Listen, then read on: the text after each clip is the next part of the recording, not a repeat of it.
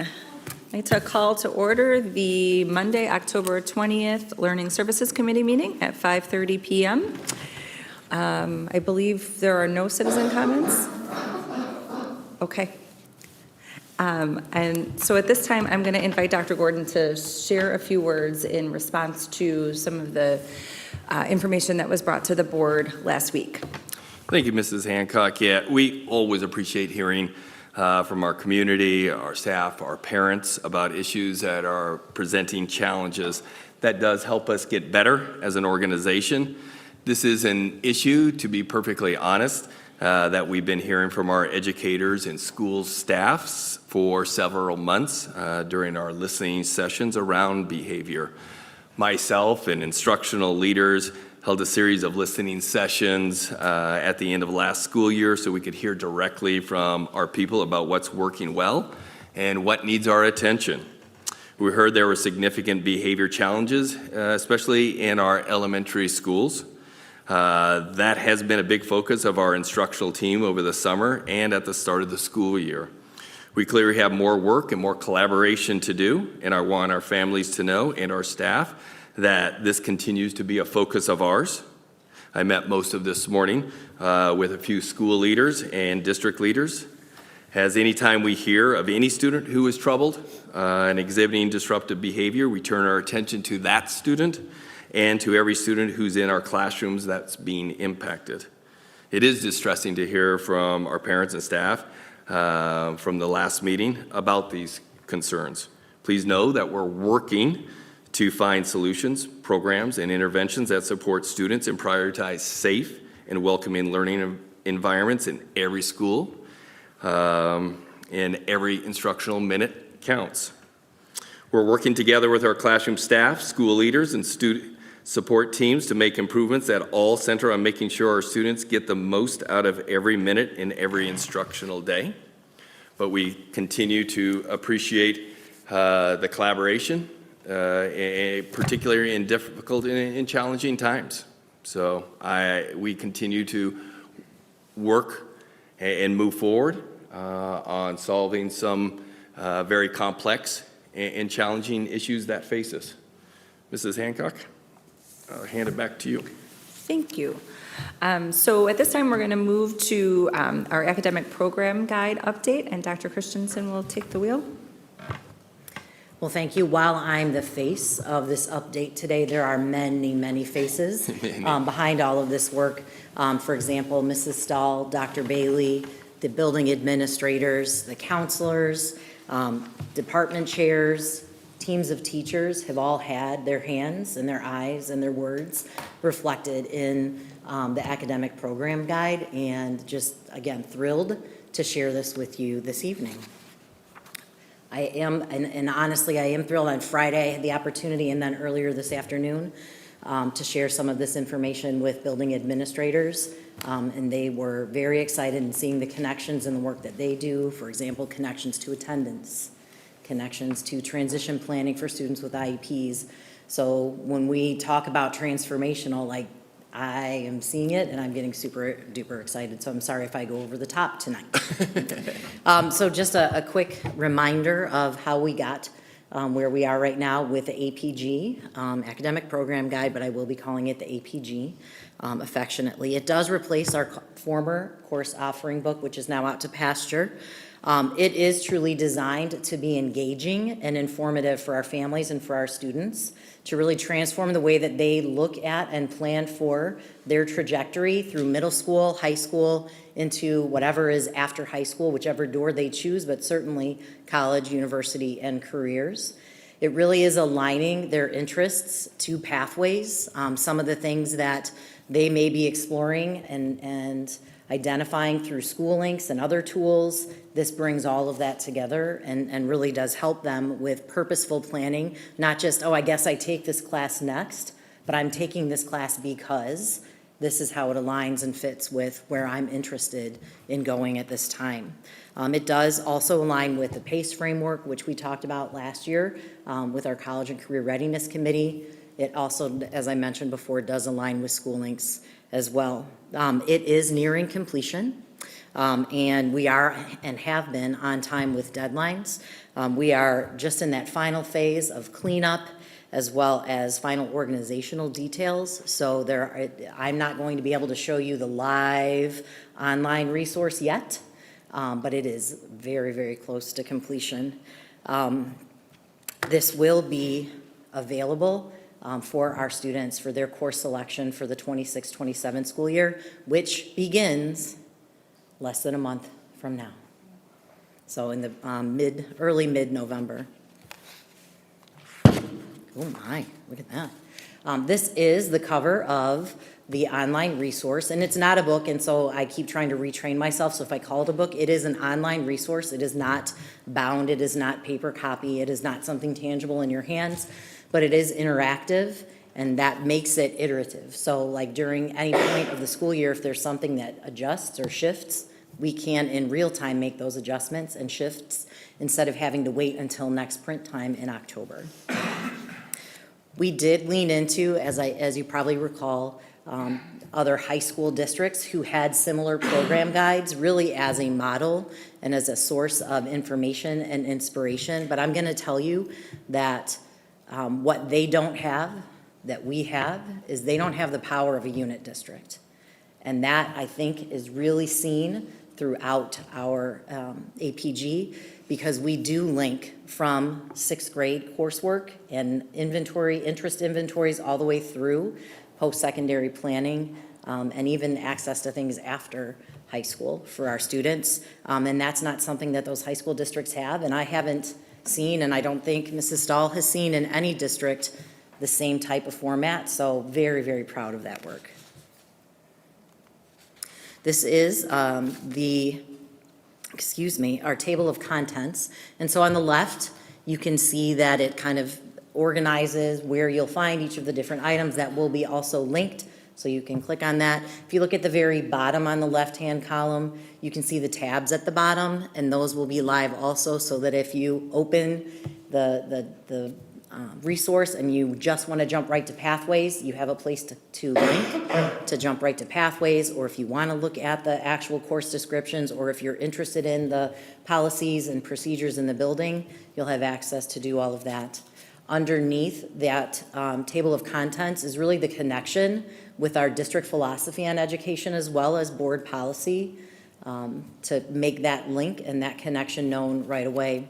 If you look on the right-hand side, you're going to see the pathways that we have embedded currently in the text. And just to save you from counting, there are 28 listed there, which is incredible. These are all pathways that currently exist with current courses that have already been in existence and board approved in the past. And so that's very exciting to be able to have that many pathways. But as I mentioned, this is a live document, so or live resource. And so if there's an additional pathway in the works, we don't have to wait until October. We can add it in February or in April or whenever it happens to be completed, so that students can see that and use that to help chart their course and courses over the time that they're in high school. On this Dr. page, Christensen, before you go on, Yes, sir. the 28 pathways, will all 28 of those pathways allow students or get students to and through all of the requirements for graduation? They will, absolutely. And that's something that you'll see when I get to some sample pathway pages. You'll be able to see how that is communicated to students and families on each of those. Thank you for the question. Looking at this page, you can see the connection and literally a link to our strategic plan that really helps to show the coherence between what it is that we're offering to our students in the high school courses and pathways, and how that links to our strategic plan, our priorities, et cetera. Underneath that, it really does show the organizational structure of the resource, with career pathways followed by course description, followed by policies and procedures. Again, all of those components can be linked at the bottom left-hand corner of each of the pages that you would explore online. Over on the right-hand side, you can see, as I mentioned, connections to PACE framework as well as to school links, and there are literal links to each of those there, but really that connection between student interest, student aspirations, student skill sets, career goals, college and university goals, all of that can be accessed and integrated, not only on this page, but throughout the student's experience. Jumping into examples of pathways, super exciting. I'm going to go through specific points on each of these pathways, but you'll notice a common format and structure to each of the pathways. At the top, there will be a description of what that pathway entails, kind of what, where that takes a student in terms of careers. Beneath that is the table with 9th, 10th, 11th, and 12th grade. And at the top, that first row that you'll see are recommended courses that are directly aligned to that pathway. One of the exciting pieces, I think, of these pathways is that they're not signing up and locking in on something, so that if a student doesn't begin this pathway in 9th grade, it's not too late. They can always jump in and access these courses, but these are courses that align with journalism in this particular example. Related courses are in the middle row. And those are courses that a student might consider exploring that have a connection but are not directly journalism-focused courses. And then at the bottom, as you were talking about, Mr. Lackner, are the graduation requirements for each of those years in order to be on path to earn a diploma in District 303. And now for my most exciting part. If you look at the very bottom left-hand corner, it says middle school. And to the right of that are connections between courses that students can take in middle school that align with journalism. So if I'm a 5th grade student and I'm excited to go to middle school and I'm really excited about journalism, then I can look at and see that there are middle school courses or explore courses that I can choose to take. So I want to make sure that I sign up for the selection that includes art classes, that I sign up for the selection that includes data science, so that I can have those experiences under my belt before I launch into high school and further exploring journalism in this case. The other thing, did you have a question? I just have one curiosity, I suppose. Is foreign language not a graduation requirement anymore? It is not. Okay, thank you. If you look over on the right-hand side, we have a student highlight, or what I like to call the sidebar spotlight. And there are different spotlights that you'll see across different pages. This one happens to be a graduate bio of a student who graduated from D303 schools and pursued a career in journalism. And it goes through the journey that Kelsey followed and where she has landed at this point.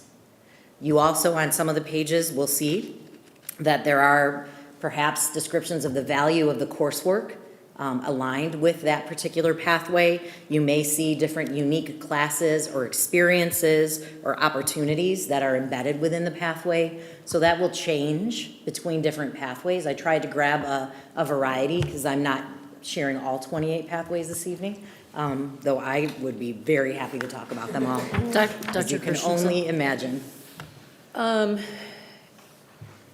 Is there some type of notation that tells the student whether the course they picked meets any of their graduation requirements? So for example, and I guess does journalistic writing or creative writers workshop, does that satisfy the English requirement? Journalistic writing and creative writers workshop are elective courses. They're not English 12 classes.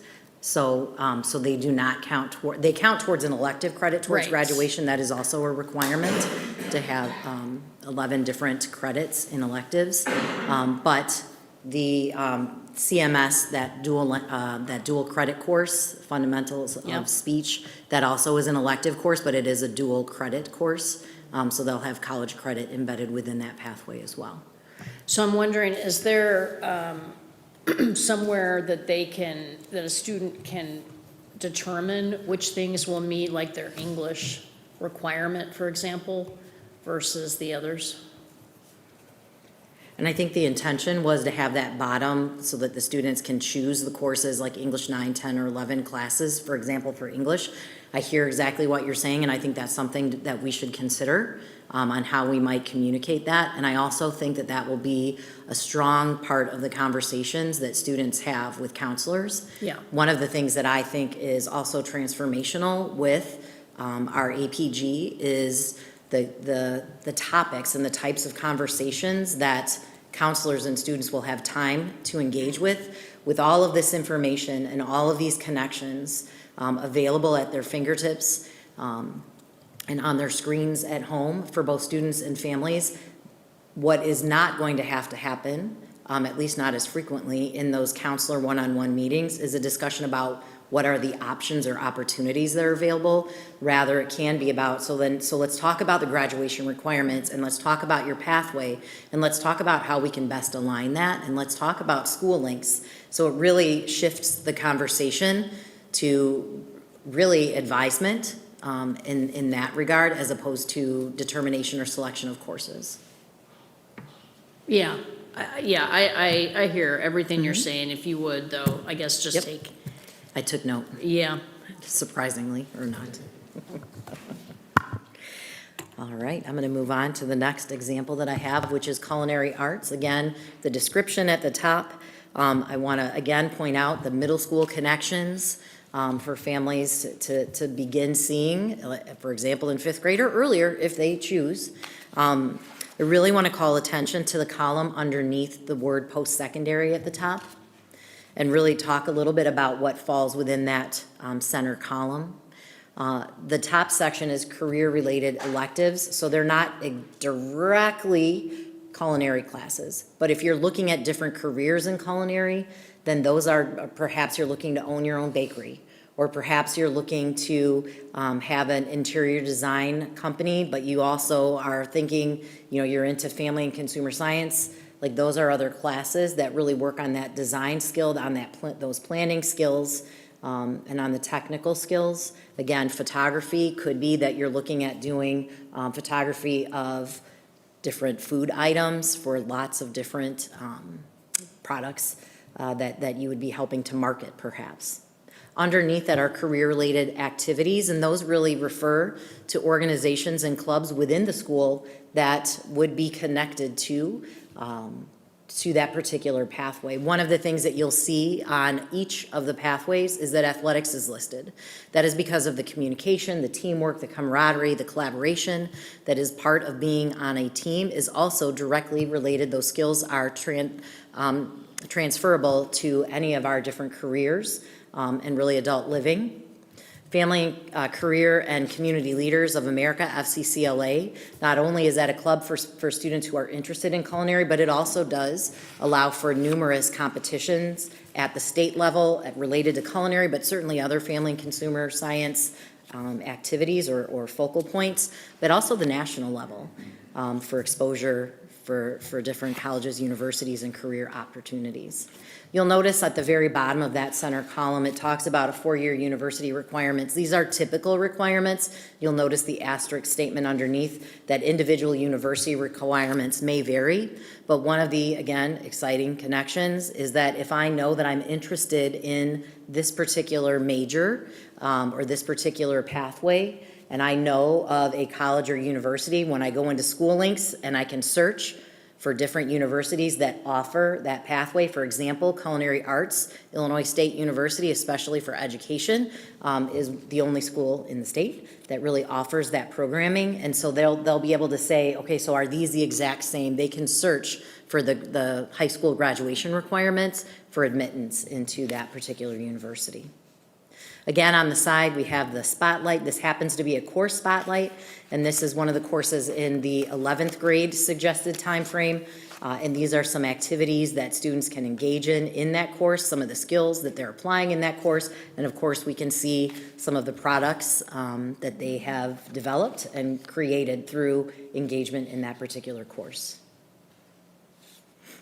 I'm going to move this back so I don't do that again.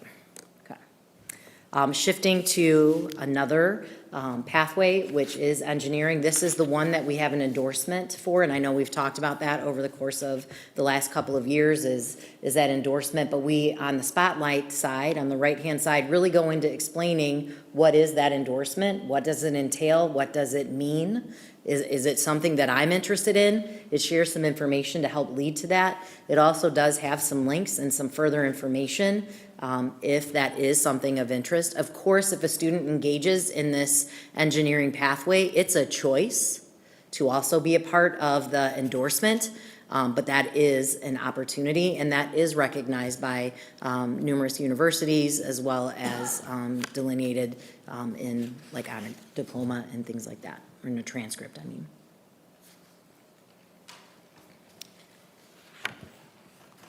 Successfully turned the page without whacking the mic. That's a win. This next pathway is exercise physiology and kinesiology. Again, the same structure that you'll see, again, middle school connections at the bottom. I would like to point out the section just to the right of where it says post-secondary, that third column before you get to the spotlight. And that talks about in the top section different kinds of majors that align with that area of interest or that pathway.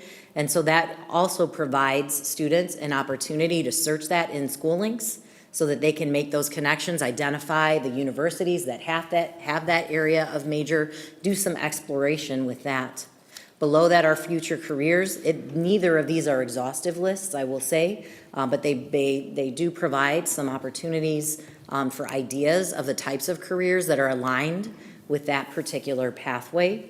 Again, that they can search in school links to see what are the requirements. Are there specific universities that have higher recognition for that particular career? And then over on the right-hand side, you can see another graduate of ours, and in that highlight, and you can see as you read through that what Jessica's journey was, also some words of encouragement as she has just recently been named and certainly publicly recognized for being the Director of Health and Human Performance for the Chicago Sky.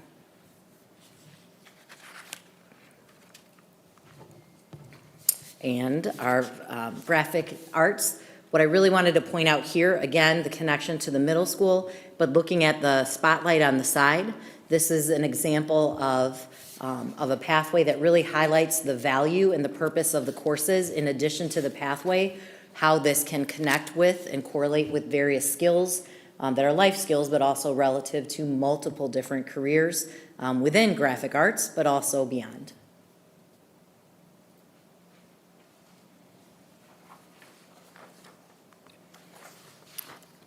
And I believe this is the final pathway that I'll be sharing this evening. What I really wanted to point out here, again, the middle school connections, because how could I not? Super excited and proud of that work that everyone on our team did. But if you look over into the spotlight, this is a connection to an experience that is embedded within our course, one of the courses that we have, the Burger Challenge, that we do each year, but it also highlights, in addition to an experience and application and creativity and how that relates to the career of marketing, it also really highlights a partnership that we have with businesses in the community. And I think that that's really an important piece to also include, are those connections. And so this happens to be Colonial, with whom we've partnered for a number of years, that will help our students with having this experience and really being able to kind of bring an idea, that creative idea, along with their expertise that they've learned in class and that knowledge, and apply it to a real life situation. And truly a competition to determine who has the best burger in terms of profitability, but even more so in terms of consumer interest.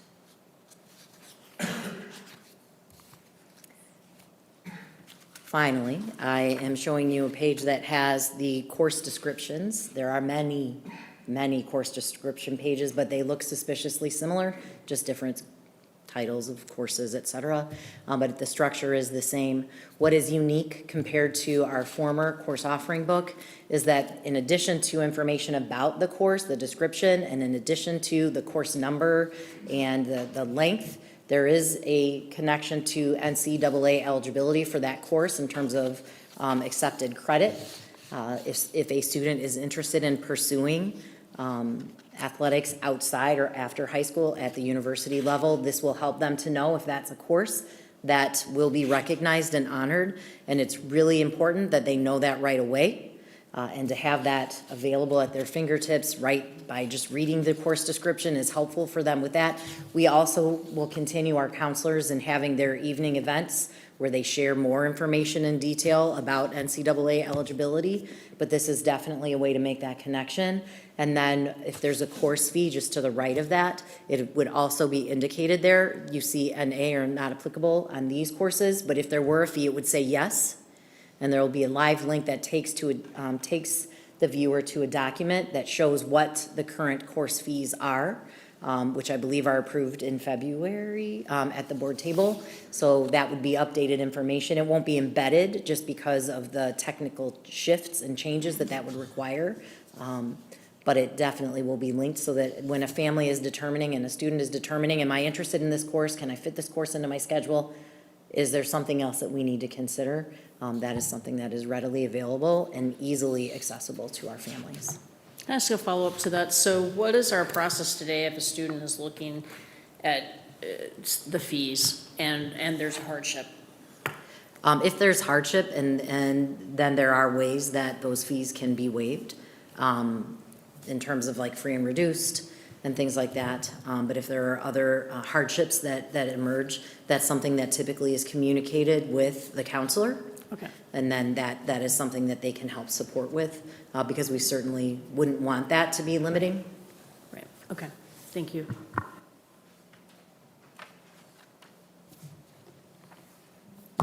The end. Nice job. Oh, thank you. This is very exciting. It almost makes me want to go back to high school. Indeed. I didn't say middle school, high school. I do like the connection, particularly with middle school, because I think you're right. This is a unique aspect of it. But how will a fifth grade parent know that this exists? We don't have counselors, and sixth grade counselors are probably a little too busy to be able to be sitting down with all the classes of fifth grade. How are you hoping to get parents and families to know this exists? Sure. At the fifth grade nights that are hosted at each of the middle schools, this will be something that's on the agenda that is shared with and discussed. It'll be in the principal communications. It also is something that will be, this isn't for fifth grade per se, but is definitely going to be incorporated in sixth grade. This is something that our counselors have already had conversations, 6 through 12, about the role that each of them play and the support and the connection that each of them have to helping support families, knowing that this is a resource. It is going to be something that is available to all families on our website. So even, I was joking earlier today, and this is like a ridiculous example, but for families thinking of having children in the future, they could also look to see what are the opportunities that might exist. And grandmas can look too. They could, Yes, indeed. all right. Random I wondered example. what you have done to pilot it. Have you put it in front of kids yet? Have you? There have been small sample sizes, but it hasn't been fully put in front of kids, partly because it isn't available in the online experience setting. But I do know that students have seen, there have been groups of students that have seen the pathways and are aware that this shift is coming, and that is going to be part of when the course selection process opens. I want to say November 11th or 12th, one of those days, that is something that will be shared with each student. I think there are plans that each of the high schools has to be able to share that kind of in a video or in a 411 FYI kind of setting. If it's possible to hear from students, especially students who've gone through the process in a different way, I would love to see how kids react to it and families. So even if it's a video or something that we could share, I think that would be, as we implement it. A little twist on that comment. You mentioned the idea of having videos produced by each of the schools.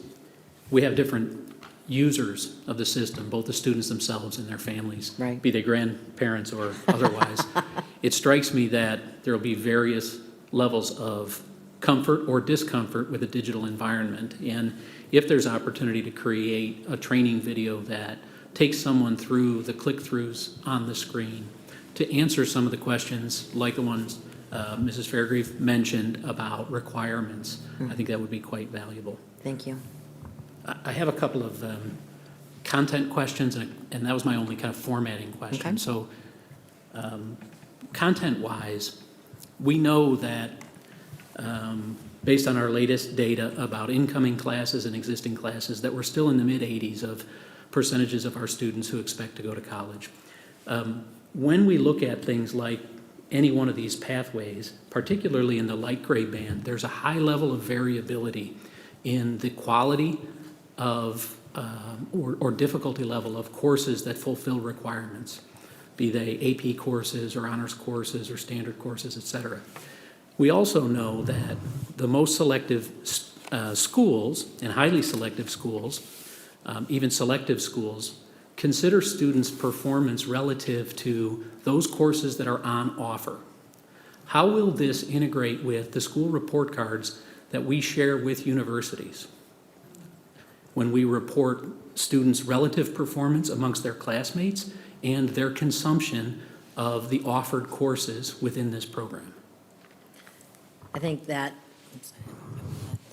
part of that is looking at our profiles and looking to see how do we communicate that now and how will this shift the way that we communicate that through the profiles and the descriptions and the attachments or links that we have to that, to be able to showcase the course offerings that students have, to then determine and the number of students or percentage of students that engage in each of the various levels of coursework. I'm not sure if I'm answering your question. Yeah, I think you are. I think what I hear you saying is that the profile that we will share with the universities that accompanies every student's transcript will in some way link back to this catalog to show the universities what the expansiveness of the programs on offer are, and therefore what percentage or what course of study any individual student selected, because we know that those schools do look at whether or not a student has taken full advantage of courses on offer from their high schools. Correct. Maybe a follow-up is all of the pathways that you shared with us are representative of functionally oriented pathways. Engineering, culinary, marketing, graphic arts, these are all functional things. How should those students who have the greatest level of aspiration to hit the top 50 colleges think about their pathways? Do we have a pathway that says this is the course catalog pathway if you want to apply to Harvard? Not that that's the gold standard. I might pick, Columbia or Northwestern or whomever, Vanderbilt. Currently, that isn't a part of the academic program guide, but I'm wondering if that's the connection with School Links as students are looking at the various schools, because they have the opportunity to explore all of the colleges and universities and explore what their requirements are for acceptance, what their requirements are for maintaining in good standing, as well as what their requirements are for particular academic success on assessments like an ACT or a SAT. I think that sounds about right. I'd like to challenge the team to think about whether or not there's a pathway associated with top 50 schools, and if there's a science one, a math one, a language arts one that would position students best for admittance into those schools based on the courses that they've selected. Further, I'm glad you mentioned School Links. We know right now that School Links already tells our students, based on what School Links knows about schools, universities, and what School Links knows about St. Charles students, whether or not any individual school is a target school or a reach school based on their performance. How will students' consumption of this course catalog inform School Links, or how will the two systems integrate? Because they're both being used for the planning of post-high school. They are, and the courses that a student takes can translate into School Links, again, with their university or college application process. All of that integrates with their transcripts to be sent to the universities. I think it's almost more that School Links is informing where they go in the APG.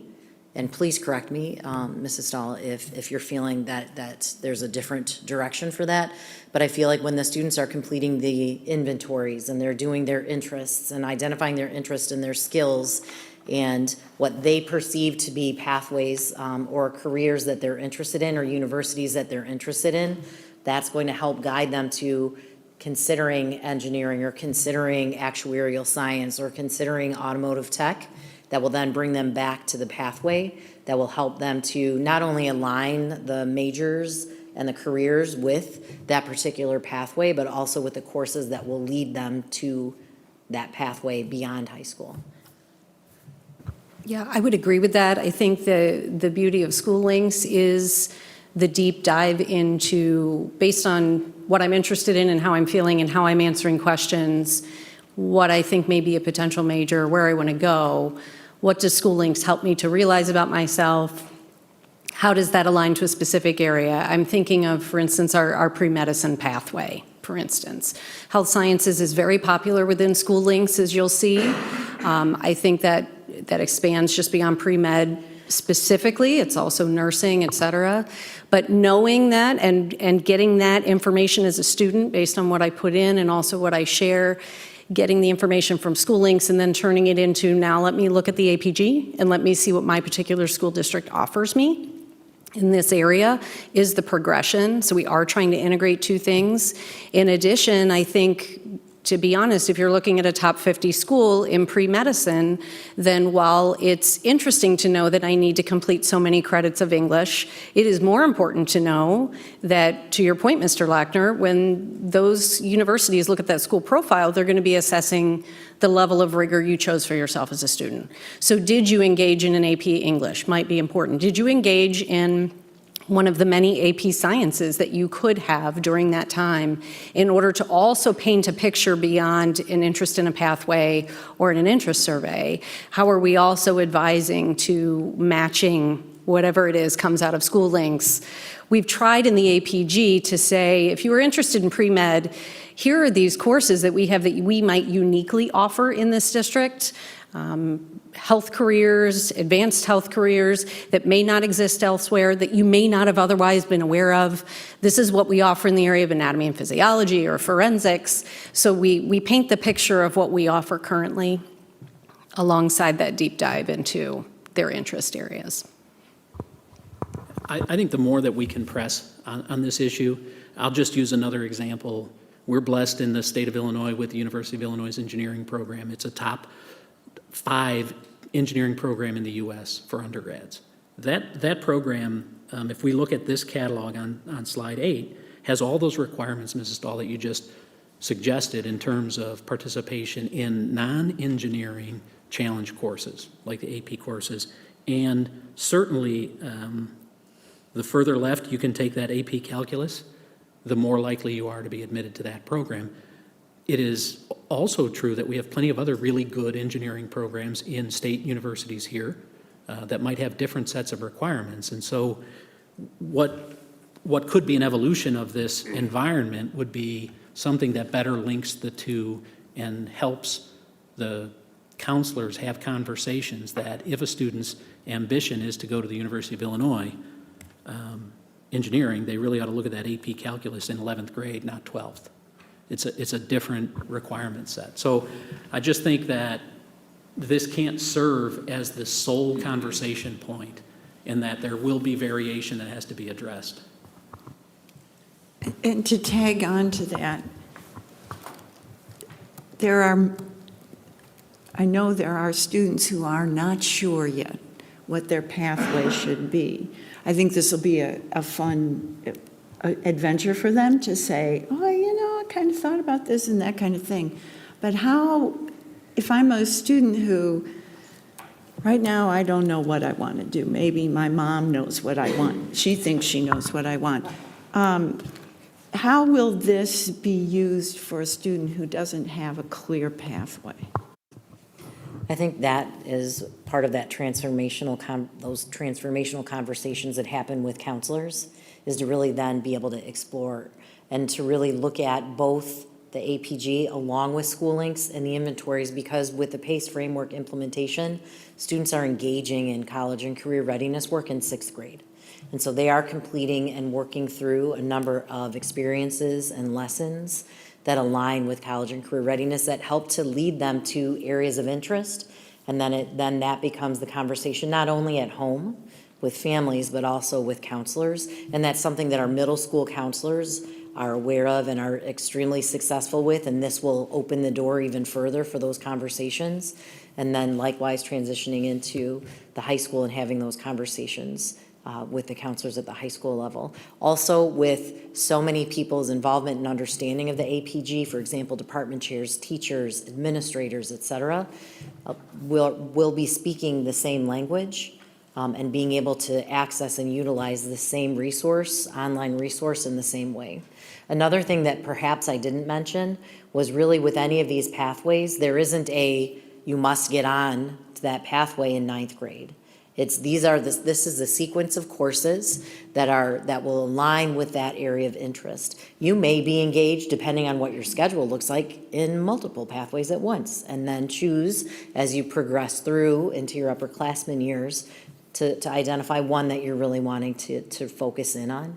But there are on and off ramps all over the place and in every year. So even if you're a senior and you all of a sudden have recognized a talent or an interest or a passion that you have, it's not too late to engage in maybe not all of the courses because your schedule wouldn't allow, but at least to begin to engage in that pathway to bring you to your next steps, your post-secondary plans. I think it's important that we have that message along. Having had experiences with student teachers in their senior year of their college to find out they really don't like kids is a path that they were told they should take. Not a good way to end your career or end your college. So knowing ahead of time and starting to have that experience to help. But also, we also know that teachers can spark a kid like this. You did a great job. And I think that conversation, Right. if the more teachers are looking for, hey, you're and Right. saying it to kids. Right. So I think it's important that we see that there are pathways, but also that kids can explore more now than having to wait till they're in college. And intentionally explore. It's not walking Yes. into into a counselor meeting saying, you know what, I think I like to cook. Yes. Or I'm gonna need to know how to make ramen. And so I should take a culinary class. There's more to it, there's more purpose behind that. And I also think to extend your point, by bringing this to the middle school and having this begin in sixth grade, students can begin to identify not only areas of interest and passion, but also eliminate things that maybe they thought were areas of interest, so that they're doing that sooner so that they can continue and have more time to explore what might be a career pathway for them. I have a question. So, first of all, I think there's a lot of good work here. So, I definitely see the value, and I love that we're going back to middle school to make those connections. My question is, so what are the future pathways that we have on our horizon? So actually, that'll lead into our next agenda item a little bit. We're hoping to establish not just an answer to that question, but maybe more of a cyclical pattern of coming back annually to have that conversation with the board and glean from the board input along the way. We do have options, and we're going to continue to have options depending on the direction of the board and what our students are telling us as we collect information, as we get information from our local needs assessment, from our community as well. So I think the beauty of the APG is that it's living, and we can continue to add to it. We can prune it. We can add courses. We can add pathways. We can remove things. We can listen and respond, and it allows us to be a little bit more live than the previous course offering booklet, which felt very much just like a listing of courses to take at a certain time. So we'll actually get into that question a little bit, Mrs. Fairgrave, just a little bit tonight, and then hopefully be able to revisit it every year with you as well. Okay. Did you want to add something? Okay, so to go back to what we were talking about with the students are meeting with their counselors, I wonder if you could just briefly explain what that process is going to look like and how the APG is going to play a role in maybe their pre-work before that meeting? Because how long are those meetings typically? I think it depends. At the 8th grade level, rising ninth graders, as we like to refer to them, it's a shorter period of time. probably 5 to 10 minutes. Okay. And then otherwise, I believe it's about 15 to 20 minutes per student. There are longer periods of time or longer conversations that sometimes are inspired by the counselors and sometimes inspired by the students. But that's generally speaking in terms of like the one meeting, but the counselors will tell you that they meet with students all throughout the year for various reasons, but many of them have to do with academic planning and programming. Sure. So if that meeting is only 10 to 20 minutes long, what's going to be the pre-work that the student will be expected to engage in before they sit down with their counselor? Thank you for bringing me back to the beginning part of your question. So when this becomes available to students, goes live, if you will, and is available to students around November 11th, in addition to it being introduced to the students through a video or through that 411 FYI setting, where they're introducing all of this resource and how to navigate this resource. What also happened in the past with the course offering book, but what will happen here specifically with the APG, is that students will know that they have access. They'll know what courses they've been recommended for.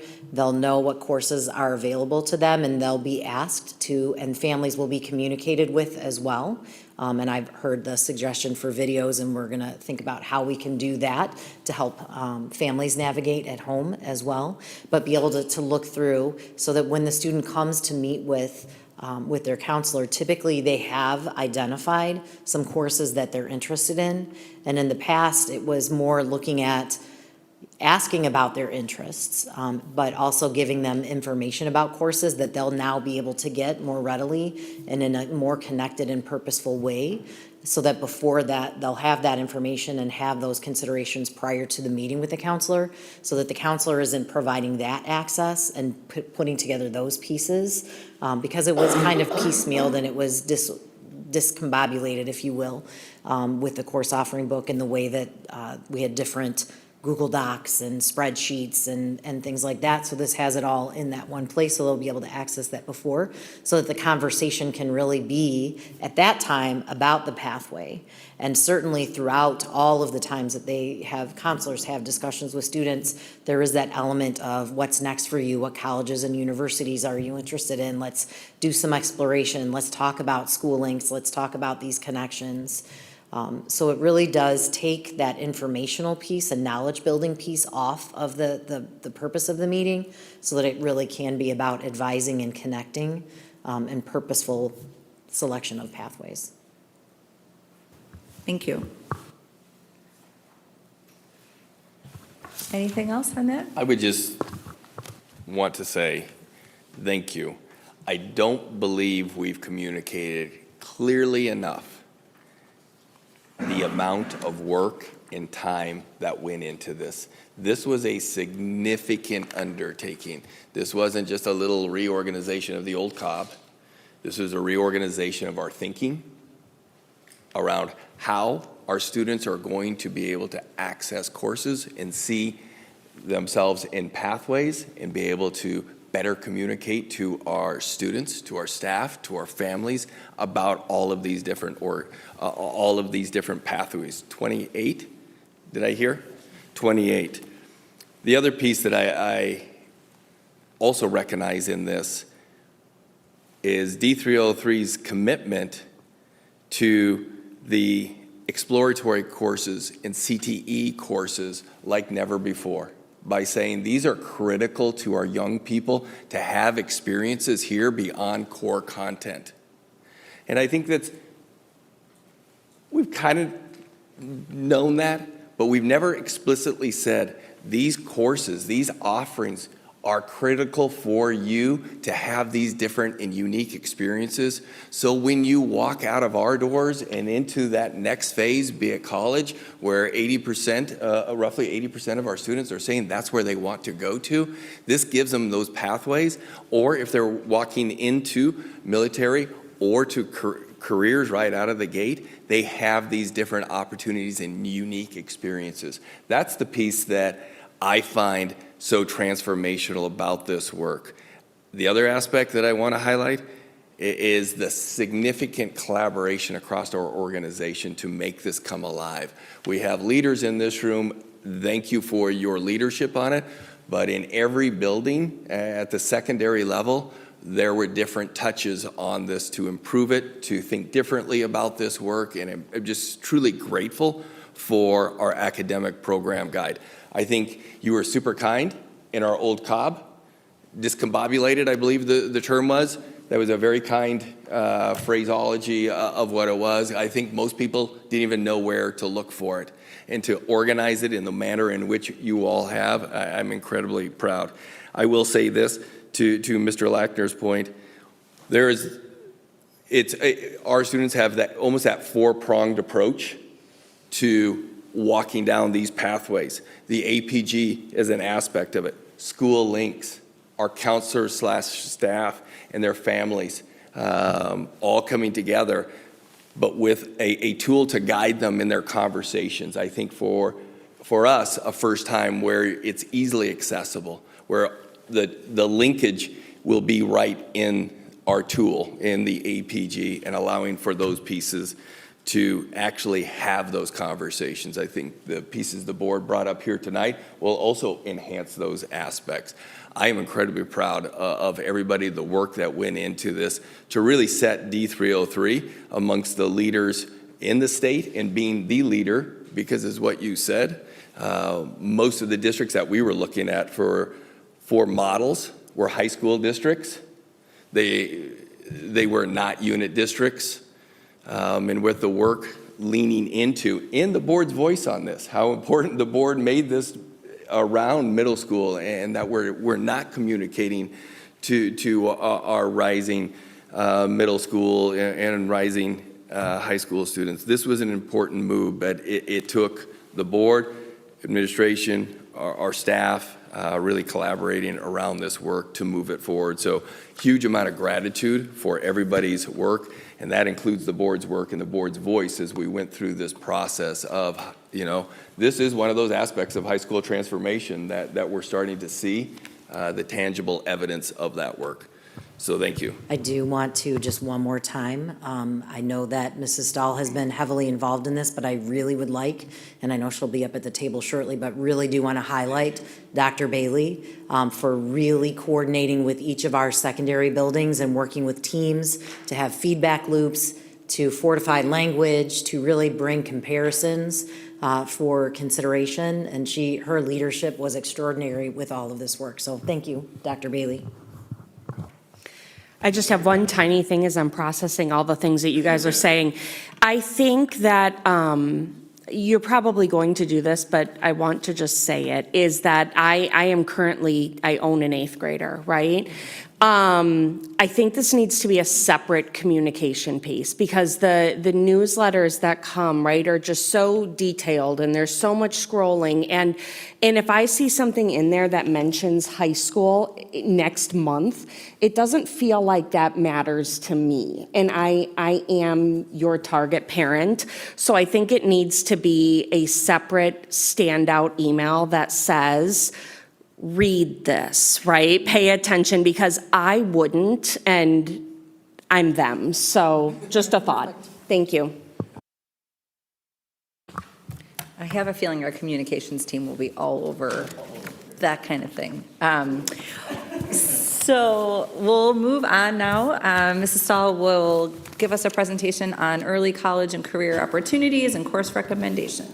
Thank you, Mrs. Hancock. What we bring to you this evening for conversation and recommendation really relates back to a conversation we started last month when we talked about creating a learning environment that really focuses on college and career opportunities for students, so that really regardless of their circumstance, even more of those D303 graduates can walk away with advantages to carry forward into their collegiate or career focus after graduation. I've asked Dr. Monica Bailey, Associate Director of High School Curriculum, to join me this evening as we dive deeply into these areas. This is something that she eats, sleeps, and breathes. She is in regular contact with our partners and our partnerships. our educators, our administrators, counselors, anybody related to CTE programming at all. The two of us spend quite a bit of time lately around this topic, but I wanted to make sure she was available to you as well, and she was kind enough to join us tonight, so thank you. So I mentioned earlier that really before we get into the presentation, I am hopeful that this starts perhaps more of a regular conversation with the board, if it feels comfortable to the board, where we, on an annual basis, come back and share opportunities for growth, but also before then are able to share where some of the focus areas are as we're doing work throughout the year with our educators, as we're listening to information from our students and our families and the needs assessments that we do, so that we're able to be in dialogue with the board about the potential pathways before we actually come forward and say, and now here's a new pathway. So we hope in the spring and summer we'll be able to do something similar to what we did this year, where we can let you know about those recommended pathways that we're beginning work on or we're in the midst of. And then we would come back this time each year and share with you what those potential changes could be for the upcoming APG before the scheduling season begins for our students, to make sure that we've given the board ample time for input, suggestions, ideas, so that we can make all of that work for our students as well. And when we do that, as we get started tonight, please note that while we are taking into account a lot of input about where we go with our courses and pathways and thinking about the post-secondary options that are available to our students.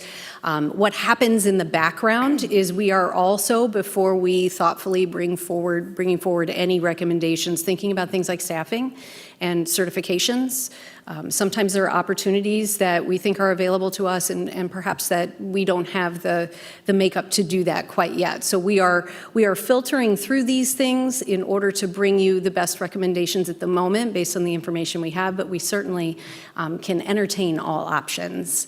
We're looking to increase rigor and depth around the options, and that does not just apply to college readiness, but rigor and depth around industry credentials. How are we really creating opportunities even for our career ready students where they walk away with both a skill set and maybe even a credential that allows them to enter into a workforce. We're also taking into consideration the programming options that are available. We've heard the board say, we really want to know everything that's out there, like what could we be doing versus what we are doing, but we're also trying to work very hard, the two of us, in our fiercely competitive nature, to constantly be reaching out to other school districts, our partnerships, ECC, you name it, to make sure that we are forecasting what's coming as well, so that we know things that maybe aren't currently out there, but we have a sense before we make a recommendation that we've really vetted what could potentially come our way, and this is or isn't on the horizon, so we would or wouldn't recommend something. And of course, we're going to consider those costs as well. I really appreciate the checklist of what would be considered for a pathway, but we have a couple of different levels. We have both pathways and individual courses within that pathway. And so how are you thinking about under-enrolled courses or courses that are no longer relevant? And as you do the forecast of what's coming down, are you also forecasting what's likely to be up for retirement from a course standpoint? Excellent question. In fact, the example we bring to you this evening is a pretty good demonstration of that. One of the courses that we'll bring forward to you is a new AP course in the business pathway.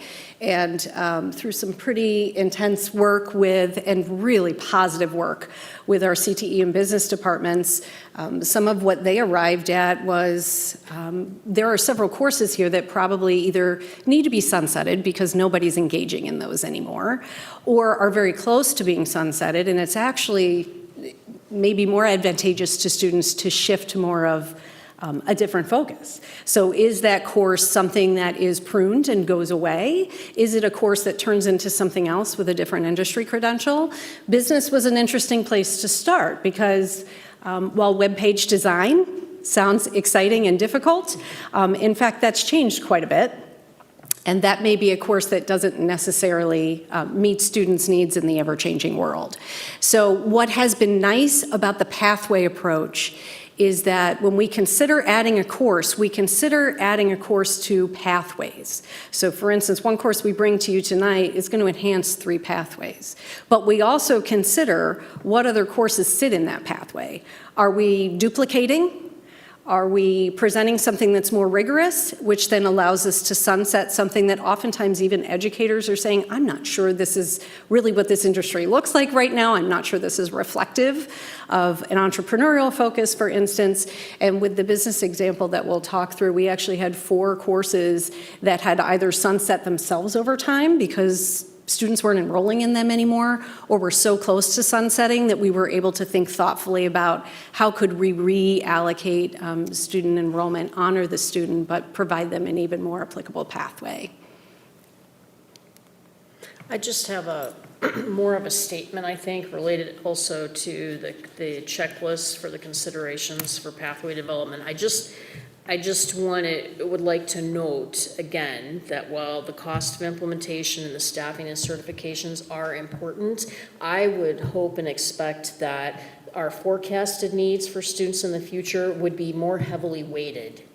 I would not want to discount because we don't have the certifications or the costs. Like, those things should come to the board, and then collectively we identify how we can resolve that. If that makes sense. Absolutely. That absolutely makes sense. I think that this ongoing dialogue that happens more often is going to be really helpful in that way, because I think Dr. Bailey and I are both pretty committed to being transparent about where we are in some of these processes.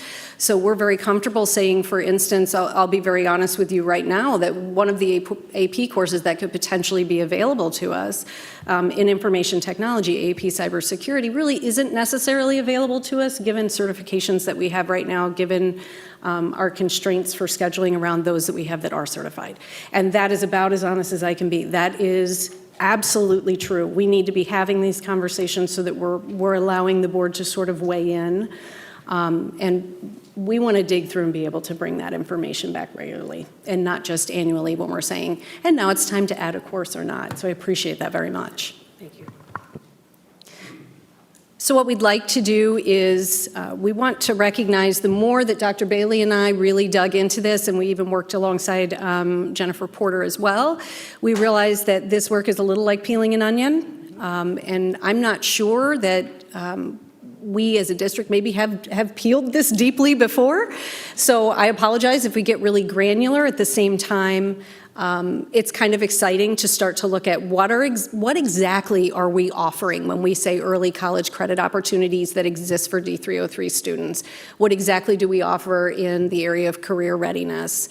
And then pairing that with what are the students telling us right now that their college and career goals are. Every morning when I log into School Links, I see my dashboard, and I can see every student, and I can see sometimes how things change by 1% or more. All of a sudden, this is the most popular career pathway. We have constant information flowing in multiple ways from our students, and we want to share some of that with you today as it informs our work.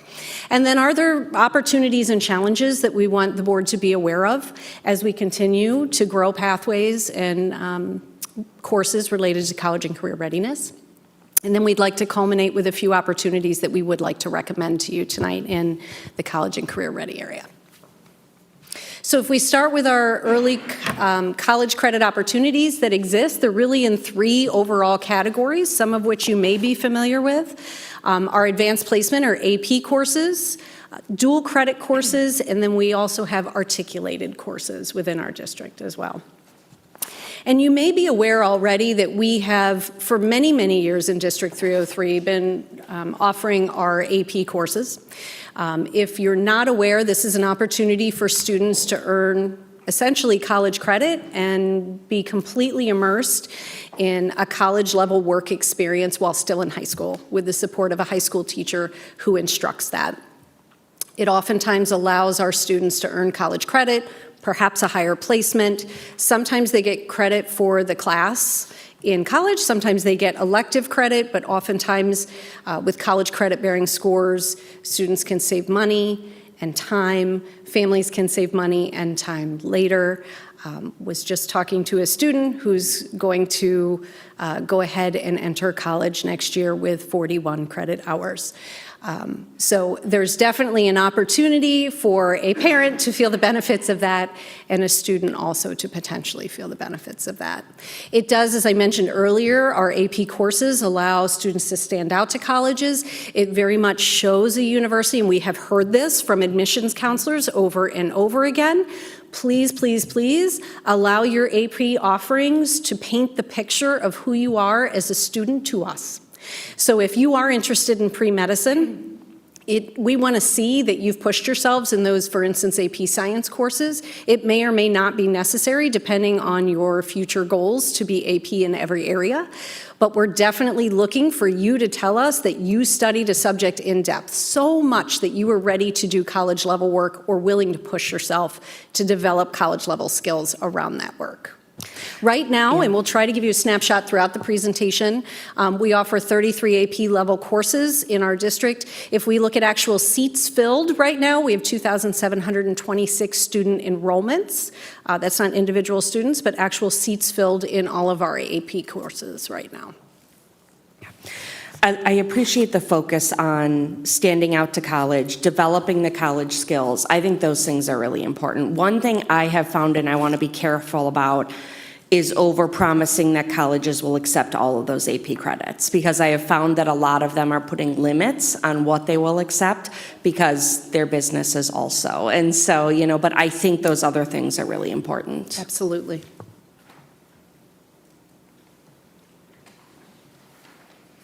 Another way that students can earn early college credit is through dual credit offerings. And this has been an area that has grown very dramatically in the past few years. And so dual credit is a structured program. It's an agreement between a high school and a college that they earn both high school credit and college credit at the exact same time. What's different about a dual credit course is it generates a transcript that can go to a partner institution. It's not always guaranteed what that course will give them credit for, because you have to research a little bit. You might look in resources like transferology, but typically you look at the institution that you're trying to go to and see what they will give you for that course. And so currently we have 8 dual credit courses taught within our high schools by our high school staff. We have 746 students, seats filled in those. And you can see them, that we kind of have them in math, in English, and in our CTE area.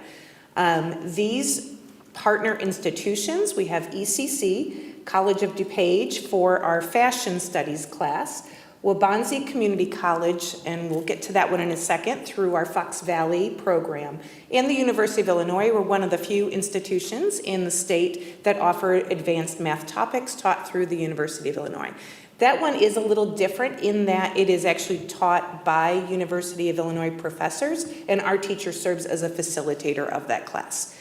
And so they generate, I believe it's Math 241 at U of I. So that would be our students who are taking Calculus 3, multivariable calculus, the linear algebra, differential equations, those students.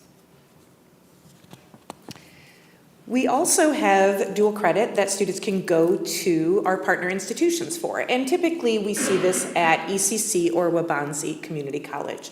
So when we look at students who are going part-time or full-time to Elgin Community College, they'll say, we want to take one class that we just don't offer at the high school level. And they will go to ECC and then come back to the high schools and take another few classes. Or we have 28 students who are planning to accelerate college, which means they will graduate high school and college with an associate degree that will transfer them as a junior into their institution of choice. And currently you can kind of see our students who are choosing the full-time pathway. I did look up which courses students take part-time. It ranges from Japanese to welding to ethics. You name it, it's probably something that is tried. My list is this long with a font that's very small. And so typically these are very specific classes, or if they're there for part of the day, they might take the exact same dual credit class we offer on campus, they might take it at ECC instead. Do they have to have their own transportation to take advantage of those? They do? Thank you. And this is a high number of kids. I mean, going to, senior night and 2 kids are coming out from one high school, this is really accelerated. Yes, and we have for the part-time, a lot of our seniors who have just really want to reach into those classes to set them apart for college applications, really just take 1 or 2, maybe a different kind of class than we could ever offer within the high school. And we'll get to our recommendation, but sometimes a difficulty with part-time is the time of day that the course is offered. Sometimes they'd be like, we offer this at 2 o'clock. And so then if a student wants to be an athlete, they cannot take that class at 2 o'clock on campus. And so it kind of is restricted to however ECC chooses to schedule those classes is when we have to access those for part-time. Well, I was talking about full-time. Oh, yes. That's where I'm seeing the acceleration. Yeah, the full-time students love the program. We often talk with them. I get to reach out to them sometimes and talk about resources, and they enjoy the college schedule a great deal. So as they said it, they were like, I don't have this class till Wednesday. And I'm like, all right. They're just very excited to have that experience. And we are in conversation right now with ECC about giving our students access to their honors program as well, which is exciting. So when they're looking at these classes and needing to figure out what their schedule is going to look like, how does that timing piece work? Because sometimes you don't see what the ECC schedule is going to look like until closer to fall. But if you're making your course selections in January, how does that work?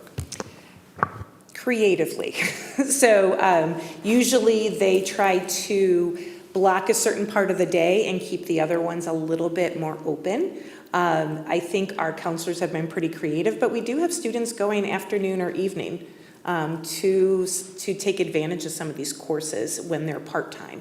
The full-time, obviously, that's where they're at for the full day.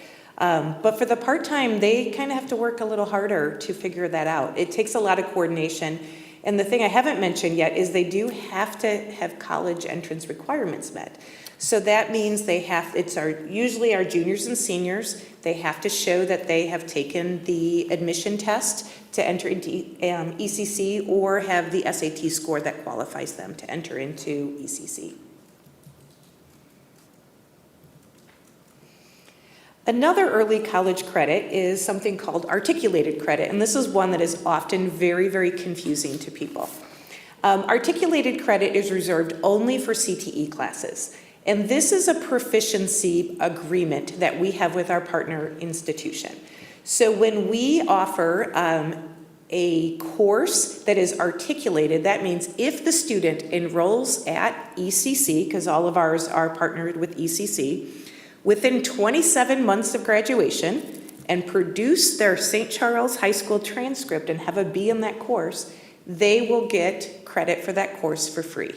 So it doesn't appear on their transcript as part of their GPA. It just says, oh, you finished business law, you can go ahead and go take the next course and take the next most difficult course. So this is also a cost savings. There is no transcript generated. These are only good at ECC. But this allows our students to walk into ECC and say, I really want to take advanced marketing. I've already taken this intro class at St. Charles. We renew these agreements frequently, and we partner with ECC and their professors to make sure that we are aligned in the course descriptions and what we teach.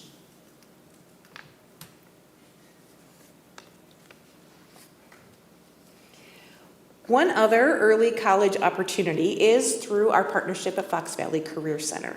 We have 76 students enrolled at Fox Valley Career Center at this time, and you can see the courses that we have listed here. Many of these are courses we cannot offer, although we would love to have a welding wing built onto our school. It is unrealistic to do that. And so these are for students who really want to get into courses that are more advanced than we offer. These are all CTE. Fox Valley Career Center is located in Caneland, and so they partner with Waubonsie Community College. And so students who go to Fox Valley can end up with articulated or dual credit with Wabanzi as well. So that is a kind of an extension of one of our partnerships. Do we still provide transportation? We do. For these students? Okay. Yes, we provide transportation to Fox Valley, and they work their schedule in blocks that work with our Bell schedule as well. So they, their representatives come to our schools and talk about their programming, work with our counselors to talk about how that will fit within a school day. As we talk about the programming, we also wanted to share with the board just what are the actual costs for some of these early college credit experiences. So we've just laid out family cost versus district cost. For our AP courses, generally 22 of our AP courses, it's a $100 course fee, which covers the exam. Some are a little bit more than that, so it's exam and some resources for some specific classes. As a district, we send a small amount of our AP teachers for AP Summer Institute training each year. We are lucky in that I think now 13, if I recall, of our AP teachers are actually readers, so they actually get, that is paid for by College Board. They fly somewhere over the summer on College Board's dime, and they get to engage with that professional learning. But we have many of our AP teachers who are either new to teaching an AP course, or it's been several years, or there's been an update or a change to the curriculum of the course, so then we spend money just bringing them up to date each year. Our dual credit courses, we've broken out in different ways. Our dual credit taught within our D303 schools. Our families pay a $50 course fee. We pay reduced tuition and resources. For dual credit, those University of Illinois courses, there is no family cost currently for that. It's generally a cost to the district of $400 per student per year. And then our dual credit part-time and full-time, which if you do the math is roughly equal, even though it's broken out differently, that works out to be about the same ratio of payment for part-time versus full-time on the part of the family and the district. So moving on to our early career-ready opportunities, I want to start by saying these lines have begun to blur. It used to be college-ready and career-ready were two separate things, and everywhere you turn, there's conversation about how those two things blend together, given the nature of post-secondary opportunities and career opportunities. Given that, College Board and AP has also started recognizing that perhaps they can expand their offerings, so they have created a strand of course offerings called AP Kickstart. They just have a couple of courses that they will be launching next school year, but they basically are CTE courses at the AP rigor level. So we have the AP exam and the traditional understanding, knowledge, and application, but at the same time, there are real-world applications and projects. So you might engage in an entrepreneurial project as part of that AP exam as well, or as part of the course overall. We also have Fox Valley, our career center, as Dr. Bailey mentioned, Elgin Community College, which also offers career-focused programs, and then our Region 110, which is the Northern Kane County region. And this is 4 schools that are organized around our partnership with ECC, so us, District 300, 301, and U46. And there are some regional pathways that enable some of our eligible students to engage in CTE courses, not just at Elgin Community College, but actually at our regional partner districts. So some of our districts offer unique facilities. And given their unique facilities, they sometimes have spots available that they can open up to our students. And I'll let Dr. Bailey talk about what that looks like a little bit. So currently, we have options, they're called regional pathways, and any, like Ms. Stahl said, that they can be developed within each of the school districts. The 3 that are open to us to ask if we can have slots there are precision manufacturing, and that's located at South Elgin High School or Streamwood High School. Veterinary assistant, which is at Burlington Central High School, and welding, which is available at Elgin High School and Hampshire High School. So these 3 programs are ones that they have developed unique facilities, have very specialized teaching forces, and therefore offer at a discounted fee that students can have slots in those different region partners.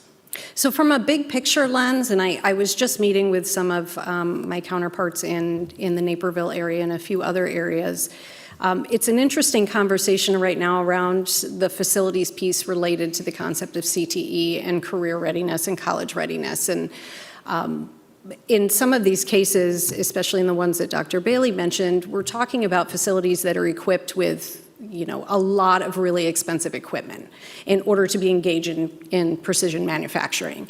That's not something that every school district is going to add on to a building.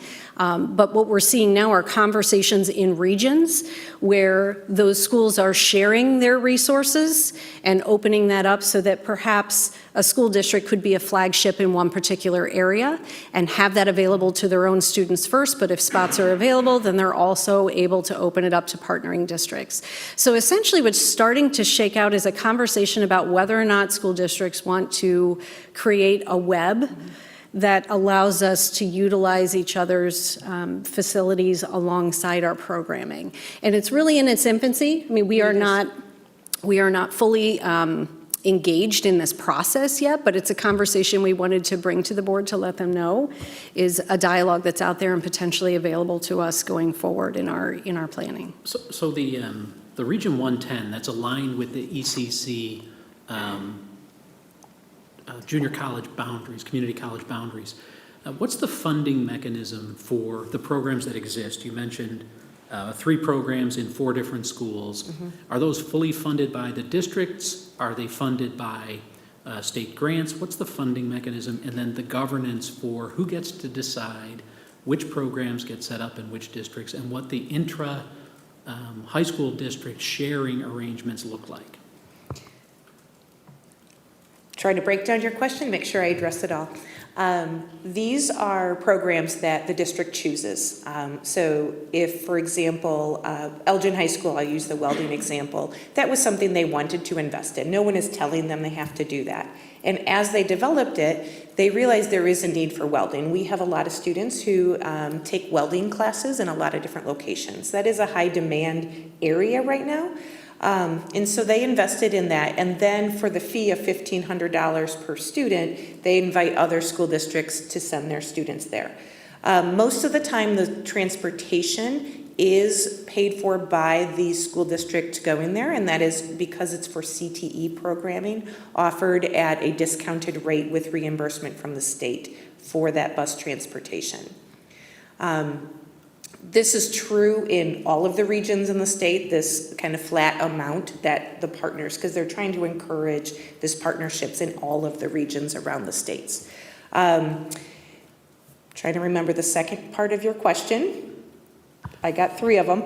So you talk about the slots. I'm trying to get to who decides which students get to go, particularly for 303, where we're not hosting any particular program. If we were to send students or desire to send students to one of these programs, who gets to decide whether there are slots or whether our students get in? The host school district gets to decide if there's slots. So for example, welding is very popular. I doubt there would be spots for us to send there anyway. And so they alert us around January, like we have this many spots reserved. In the example of veterinary assistant program, they design the schedule around their partner school districts and then they fill their kids in. And so they do it a little differently because they're trying to host a full-time staff in that area.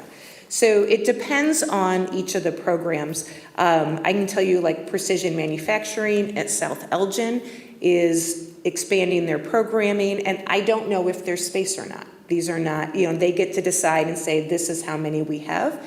Typically, it goes proportional to the size of the school district, and we're the 3rd largest of the 4. So U46 is largest. They usually get the most slots, so to speak. And then typically there's an application process. You have to show that you want to do the program. You have to show that you have the readiness that you're going to be successful. This is similar when we talk about Fox Valley Career Center. We are slotted a certain number of seats for the basic nurse assistant training program. We had, I think, I'm trying to remember the exact number, close to the high 20s of students request to be in that program. 23. 23, we got 11 slots.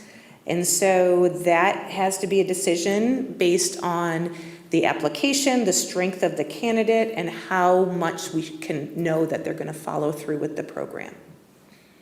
And with that application, is that the decision of the other district of U46, or is that our That is decision? ours. Okay. That is ours. Is there any chance that we will ever be a host? Mrs. Stahl and I are big dreamers. We've often talked about what is it that is us. And we're engaging in those conversations with our CTE teachers, like what are we a flagship for and what are we about? And I think we have incredible strengths that we can build upon. And so we want to look at kind of where's our unique programming, where's the niche that other people would want to come to us so that we can showcase the talent that we have here. We'd also want to hear from the board on that, and I think Absolutely. that's a part of this conversation is being a flagship district for something like this is an investment in time, staffing, and money. And one thing that we do is we dig pretty deeply, again, forecasting what's out there.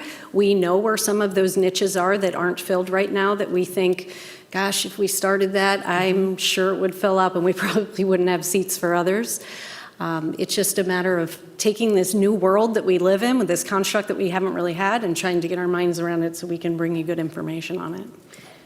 Is automotive on that, kind of that discussion list? That just kind of came to mind to me because I just know the reputation that our automotive courses have and the facilities that we have, so. It's an interesting, we've discussed this quite a bit. Our limitation, practically speaking, is that our autos classes fill up.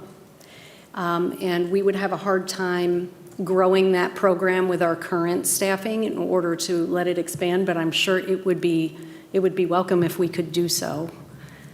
I think it would be important that we hear about those possibilities since we're looking at facilities. And if I recall, there's some machine at Compass that make people very excited. Yes. So It is very exciting, and it doesn't fit in the door of the other two high schools. So I think So- as you talk, Yes. this would be a good time to bring it back to us as we talk about facilities. Yeah. And we'll have an opportunity as we move through. We're also going to share with you some information from students about what they're most interested in and pair that with some of the opportunities that are there or not there currently in those top areas of interest as we consider what those could look like. So we want to dig in a little bit with something called industry recognized I'm sorry to take you credentials. back. Oh, no, I've gotta take sorry, you go back ahead. I'm to sorry. 13, back to the top of 13, AP Kickstart. With Yeah. AP being a national organization and all the others being local in nature, is there an advantage, or has AP already begun to explore relationships of their CTE courses with either unions, trade schools, or other outfits outside of our region, or any other established relationships? As part of AP Business with Personal Finance, they are developing an industry-recognized credential in partnerships with trade organizations, and the type of project that they have students creating is something that they can bring in a portfolio. They also are attempting to make those Kickstart courses aligned with an industry credential that you would potentially earn. So the AP Cybersecurity could potentially lead to CompTIA certification. The AP Business, they are saying is going to lead to some type of industry credential. They have not named it. It sounds like it might be financial in nature, but I think the way that they are trying to bridge it is not just within the curriculum itself, but also what are students walking away with. They're going to walk away with AP credit in theory, but what else are they walking away with? And I think they're literally in the mire of trying to figure all of that out. So an industry recognized credential is a certification that has acknowledged by the industry that this holds value. These are designed by industry and they are awarded by these industries. So this is not something school created, but it shows proficiency and knowledge. Within our schools, we do offer ASC Autos industry recognized credential. We have 4 tests within the level 1 certification that students can take in their Autos 3. Sometimes they take one in Autos 2, but we have 22 students currently enrolled in Autos 3 who are eligible for those ASC credentials when they graduate. We also Speaking of autos, we do have a robust partnership with our local businesses. We have 2 advisory boards per year. One is coming up in November, where we have local businesses come to our sites, look at our facilities, and talk about the kind of programming that we do in our autos. And then there are many other IRCs available at Fox Valley Career Center. And this programs, they serve our juniors and seniors. Most of them are two-year sequences. And you'll see that there is a variety. The basic nurse assistant program is by far the most popular, the BNAT. And then we see anywhere from the cybersecurity that Mrs. Stahl has mentioned to fire science, EMT, some of the welding credentials, OSHA. There's quite a few credentials. The state gives us guidance as to which ones are more industry recognized. We have the list from ECC of the ones that they also promote. So it takes some vetting because they can be expensive, and we want the most valuable ones for students, not just, I have this, but it actually means something. As we mentioned, we want to really give you some insight as to where are the opportunities and the challenges from a broad sense. And they are challenges. They are not always barriers. They are sometimes surmountable challenges that we just recognize that we have to be thoughtful about. Some of our on-campus opportunities for growing more college and career-ready opportunities are around those course and pathway revisions, recognizing that a pathway may need more rigorous courses, for instance, as more AP courses become available, or as we look at adopting those. Adding and removing courses, pruning as appropriate. Some of our on-campus challenges, as you mentioned, depending on what we would want to grow and when, we would have facilities limitations. Our culinary pathway is a good example. We would have an opportunity perhaps to tiptoe into food sciences, plant sciences alongside that if we had the facilities that were there to really support that. Health sciences is very, very popular with our students. We don't necessarily have a facility that could provide for that, so creating a robust pathway sounds like a wonderful idea, and we can certainly align the current courses that we offer, but we're not going to be able to turn around and be a flagship for that tomorrow. So there might be challenges around facilities that we need to consider. We've talked about teacher certification, but also developing the work-based learning partnerships. A key part of this is, and Dr. Bailey referenced this already, but these partnerships that we have with our businesses in the community and nearby. And this is a time-consuming pursuit. To create those, they are wonderful, but to create those partnerships, to seek them out, to cultivate them, and then to help them understand what it's like to host an intern or work-based experience student. We take it for granted that everybody knows how to work with a teenager as they're learning how to be a young adult, and sometimes that takes time as well. So to cultivate that, that's a little bit of a challenge. It's one thing to create the opportunity, it's another thing to make it really meaningful and powerful for students. Off campus, some of our opportunities, additional career-focused programming. ECC and Region 110 have come together. We have 2 opportunities to share with you this evening. We have a voice in that. So if the board feels strongly about growing some of those opportunities, we have the ability to go back and really discuss what we want and what we want it to look like and what we'd be interested in investing in as far as supplying students from our school district and what we wouldn't. You know, we may be interested in certain pathways and the way it looks based on the scheduling we have available for students. Our transportation, that sort of thing. We can go back and have that conversation. It does not have to be one way. We can represent what it is that the board and the district is looking for. Access to industry standard facilities and equipment. That's an opportunity if we choose to tap more into the ECC programming or to some of our region facilities. Some of our off-campus challenges around transportation for those that we provide transportation for. The varied locations, depending on which program you're in. For instance, the BNAT, that nursing program, very popular, as Dr. Bailey mentioned. Students like to be involved in that program. They also need to create an opportunity for getting to some of those real-world medical facilities to do some of that work-based experience. Scheduling for students, although it's a challenge, we can work past that, but it's a thoughtful challenge that we keep at the front to make sure that we are planning for that ahead of time and program costs as well. So what are students telling us? I mentioned that we like to take a look at everything School Links has to offer every day. Not being in front of students on a daily basis sometimes drives me crazy. I want to see and hear from them, and I feel like every day literally their names pop up on the left side of my screen. So it will say, Joe Smith completed this activity within the last 2 hours in School Links, and here are the career goals that the student has come up with. So it's granular or it's big picture, and for us it's oftentimes big picture. So I wanted to let you know, I just snapshot a few from yesterday to give you a sense of the type of information, and also to let you know that this is one of the ways that we're helping to determine those big conversations that Mrs. McCabe just mentioned, like how do we know? Please share with us what are those areas we could potentially grow, facilities-wise or otherwise. This is one of the ways that we're monitoring that. So you can see here, as our students have completed in School Links, these were the top career clusters. There are 16 total clusters for reference. And when we look at all of our middle school and high school students, you can see the top 5 that came up as of yesterday. And there were students in there on Sunday doing things, I'm just going to say. All high school students, 9 through 12, and then also broke it down to just 12th grade. It's not lost on me that anybody with a senior right now, it's crunch time, early action is less than 2 weeks away. So it occurred to me that that information might be a bit more accurate right now as they're really zeroing in on what that cluster looks like. So you can see some repetition. We see the health science at the top, but we also see business and management is a repetitive topic as well within a cluster. STEM, some arts, AV technology, communications.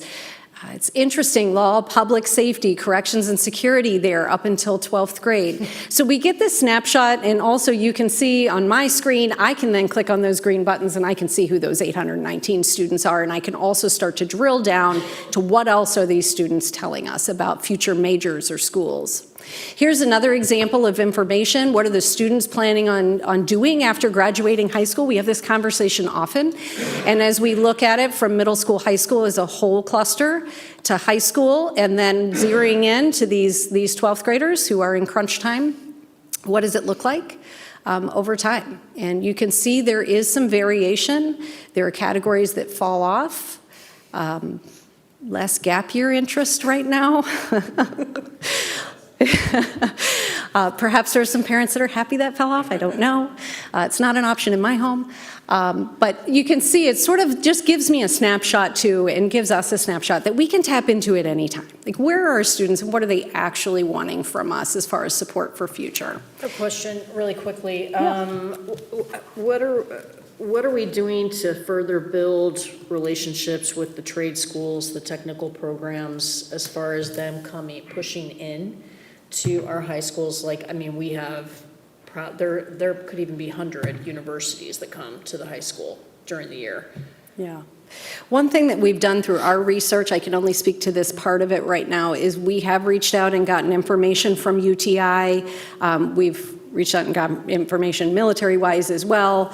I sat with both representatives of electricians and plumber unions recently, just to try to garner what it is. Number one, how do we start to have those conversations? How do we direct students appropriately? And what is it we need to know specifically about how to prepare students if they come into a counselor visit and say, this is my future, this is what I want to do? How do we get there? And I think it's in its infancy. Like, we are trying to start at our level so we can bring even more of that information to the counseling and the advising process. But we're trying to gain some understanding first, so that we can also do our part around the counselors. And I can pitch, and next week, Wednesday night, Compass Academy is hosting a trades night. And so we have a lot of trade unions there, and we use those contacts to continue to enhance what we can provide to students for information into various kinds of trades. Does that get published at North and East as well? Yep, that everyone is invited. Okay. And we also get invited to our partner school districts. We are allowed to share when they have events that our students can also attend. Often I will contact teachers directly. For example, there's an open house for students interested in a medical pathway, and it's in 3 weeks, an evening event. And so they'll just post it on Schoology for the students to be able to see what kind of events are coming up. This is not a grammatical error. Apparently, most favorited is a thing in this generation. These are the most favorited schools by D303 students right now as well. And we can see some similarities there too. Again, this gives us a snapshot in real time. And although it may change slightly from day to day, it starts to help inform what we bring forward next, which is where do we go from here? Beyond just what we think is great, what are students telling us? So based on this information, what are the additional opportunities that could be available for the board's consideration for the 26-27 school year, which means it would be available within the APG in November of this year? The first thing to keep in mind, I think we've tried to articulate through this presentation, is we have opportunities. Some we're already maximizing. We already have students who can access all the available offerings at Fox Valley, if space allows. Sometimes, for instance, with the BNAP program, that is not a possibility. We can certainly prune and add revised, rigorous, industry-aligned courses as a focus. With ECC, there are 2 new program structures that are available for consideration specifically for high school students. So instead of just taking a dual credit class where you would be with any student who signed up for Japanese, whether they be high school or college, we have 2 new program structures that are designed specifically only for high school students in the region. And we could certainly tap into regional pathways as a conversation as well. So our first recommendation is to add AP Business with Personal Finance into our course offerings.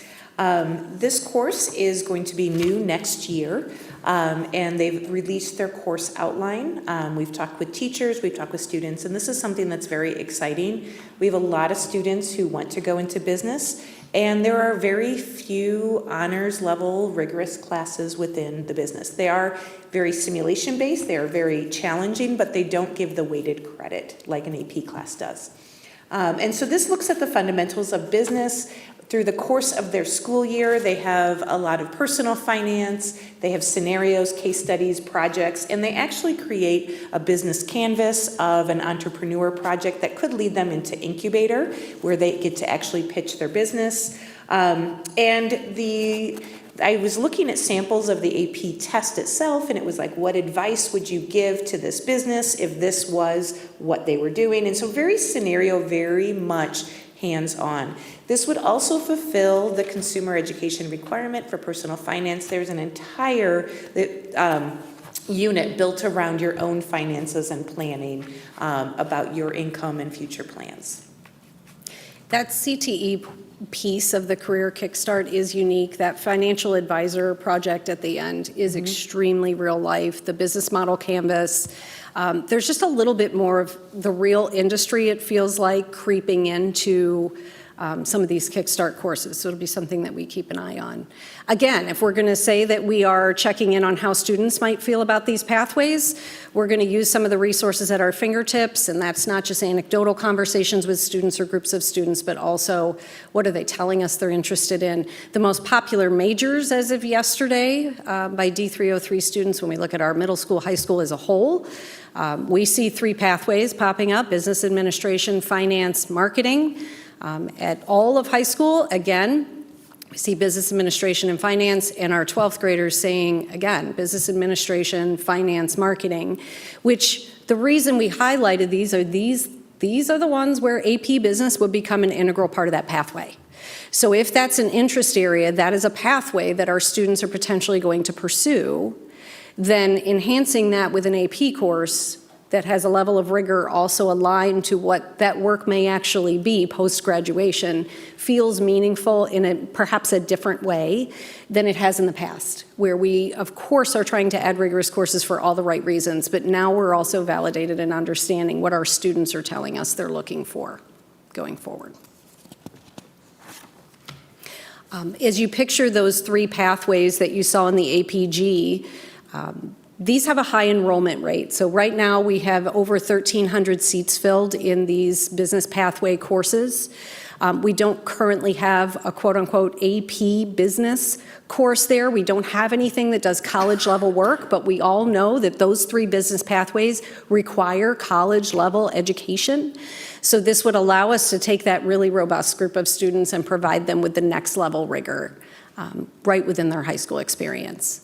We know that in our local needs assessment that this is a high priority area for students, and I'll let Monica talk a little bit about the local needs assessment and our regional assessment. Yes, every 2 years, we survey students and parents, specifically students who are enrolled in CTE classes in the high school, and parents and guardians for students grades 7 through 12. And we ask them a series of questions about the CTE offerings that they would like to see in our school district. We then analyze that data and present a report to the state. And then we combine that data with the other 3 school districts. So all 4 school districts do a combined learning needs assessment, which helps drive our conversations as a region and with ECC as well. We're in on those conversations. And within this process, again, looking at the growth of post-secondary, but to your question earlier, Mr. Lackner, this is also the time when we looked at the courses with lower enrollment. And we want to make sure that as we're adding courses, we're also thoughtful about not having so much that students are everywhere without the clear pathway. And in this case, we identified 4 courses that were really sunsetting themselves. Based on the skills or the enrollment already. So some of those computer application courses, the web page design courses that had turned into something maybe that was really exciting many years ago, but we've not been able to evolve them or we're ready to evolve into something else at this point. So what classes are they? Computer applications, web page design, interactive media, and applications of technology. And then what's our enrollment? Applications of technology is 0, and it has had 0 for the past 5 years. Web page design is at 18. Computer applications is at 18, and I believe interactive media is not running this year. So we did a 4-year analysis. We did post-COVID data for tracking the students' enrollment in these courses.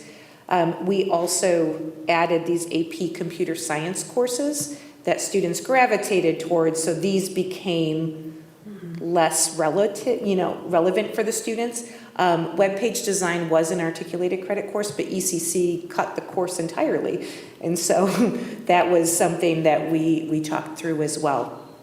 In one of the courses, interactive media, we see a lot of overlap with what is happening in our art classes, actually. So they actually study a lot of the same computer programs. Thank you. We also did our due diligence in looking at who those 18 students were. We reached out to the counselors, we reached out to the building administration and CCR. We wanted to make sure that we're not ignoring something here. Are these 18 students, do they need to be in this course, or is this something that they're taking in lieu of something else? We tried to be very thoughtful about what's the pathway for each student before we move forward. So our first recommendation would be to add AP Business with Personal Finance to the APG so that students could enroll in it for the 26-27 school year, with providing some post-secondary credit opportunities. It does fulfill the consumer education graduation requirement, which is the one that usually requires students to take one of our econ-based courses. And then it enhances 3 of our potential pathways: the business administration, the finance, and the marketing. So beefing up 3 pathways with a course that we think students would be excited about and also have a rigorous experience with. Cost-wise, we anticipate that we don't know for sure with it being a new course. Sometimes AP will provide some monetary incentive to train teachers. We've not heard that yet. So we would budget about $6,000 to make sure that our initial AP business teachers had appropriate training, which is something they do over the summer for about a week with College Board and specialty teachers. Resources-wise, we don't see a need at this time in our preliminary conversations for actually purchasing a traditional textbook for this course. It sounds like in conversation with pilot schools that the resources that we potentially will have available through AP Classroom will be robust. To estimate on the high side, we do have a resource that is web-based that we could potentially engage with. There are actually 2 different ones we could look at. One is stronger than another. If we chose to do that, we would pay per student, and we tried to estimate on the high side here, where that would be about $8,000 to $15,000 annually. I don't know that that's a guarantee. I think we would need to get into the access of the specifics of the course to really know. Our second opportunity is to take a look at 2 pathways that we could potentially add through our ECC partnership. ECC has now moved into creating unique partnerships with the districts that we mentioned earlier, and one of those is high school-based classes. So students attend ECC, but only with other high school students for these pathways. So instead of having to take the course with other students, it is just high school students during the school day. It serves the 4 school districts. It aligns with the high school times. We can even show you a sample schedule. We would have allocated seats that's proportional to our school district size, and in theory, students could leave with 12 hours of credit towards an associate's degree by participating in these programs. So the first pathway is a fire science pathway, which is new this school year. When in conversations with ECC, the school districts are really clear, like it's easier when it's 8 o'clock in the morning for our students. They can just start their day at ECC. And as they designed it, it's a win for ECC because they guaranteed that the class will run, so the professor knows that a class will run at this time. And for us, it's guaranteed what time it's going to be offered. We currently have students who can take these part-time. The difference here is that it's kind of packaged a little bit differently, and that's how we're kind of calling it a program. And so what ECC tried to do is actually pair 2 classes together that would fit the requirement of an associate's degree. If you are pursuing fire science, you are going to have to take Introduction to Psychology. So they put it in there, and it's a high school section. So imagine a cohort model. There are 22 students who on Monday take Principles of Emergency Services at the Elgin Community College Plank Road campus, and then on Tuesday take the Psychology 100 together and rotate back and forth. And then second semester, it's Emergency Medical Responder, and then Speech, Fundamentals of Speech. When they graduate at the end of second semester, that summer they can enter directly into the EMT program at ECC. So this would be a 1-year program for our senior students to engage in. As you'll notice on the screen, some of those courses, the Intro to Psychology and the Fundamentals of Speech, do require that placement test to qualify. But the ones in red, which are the ones centered on that skill set, do not require that. So students can go ahead and enroll in those courses or hopefully get into those courses without having to take the Psychology and Fundamentals of Speech if they're not placement testing or they don't have that particular score. So there's accessibility on multiple levels. In that case, if they were only taking the Monday, Wednesday class from 8 to 9:15, then what do they do on Tuesday, Thursday? Yeah, I think that's a question that we've bounced around. I think the hope is that when students do this, that they would be able to take the full course load. But I think just like we've done with other programming, if we have to be creative, we'll find a way to do that if this is a pathway the board feels is most appropriate. For a handful of students, are we able to make some accommodations? Sometimes that's difficult, but I think that's a problem we're willing to work if it provides students opportunities for this type of course.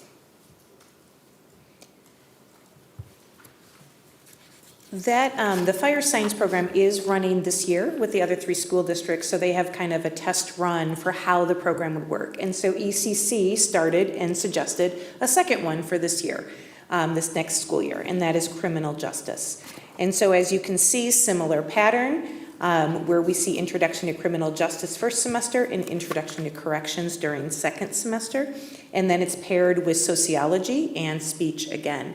And so again, cohort model where students are with their high school counterparts from the 4 school districts. We are allocated a certain number of slots based on our enrollment, and students can choose to start their day at ECC in this program during their senior year. Again, we mentioned that we want students' voice in this process, and so if we take a look right now at our students in grades 9 through 11 and look at the top career clusters that they're indicating to us, these are the students that could potentially feed into these senior year programs.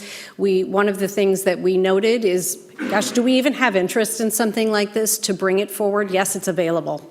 But is that the right choice? And we see that law and public safety, corrections and security actually shows up of the 16 clusters quite high at all 3 grade levels. And we are not required to fill our allocated slots. If 5 students are interested and we had 11 spots, those would just be distributed to the other school districts. So it isn't that we have to have that many there. You can see too, program comparison, we want to be very transparent that while not the same, we have similar programming that students sometimes engage in at Fox Valley Career Center. So we've just created an opportunity for the board to see those side by side as well. The difference in programming, length of time, whether or not there's dual credit or articulated credit available, cost breakdown for both the district and the family, the accessibility as well. What does that scheduling look like? And most importantly, what's the potential student goal? I mean, what does it look like for the student who has completed this program to move beyond? So for criminal justice, we can see that you could potentially walk out with 12 hours towards an associate's degree in criminal justice with this new ECC program. One thing I wanted to point out is that for the articulated credit at Waubonsie, that would require students to continue on at Waubonsie. And for any of the families here in D303, they live outside of the Waubonsie district, therefore they'd have to pay out-of-district tuition That is versus ECC, which would be in-district tuition. That is correct, yes, thank you. We have the same program breakdown for fire science as a reference as well.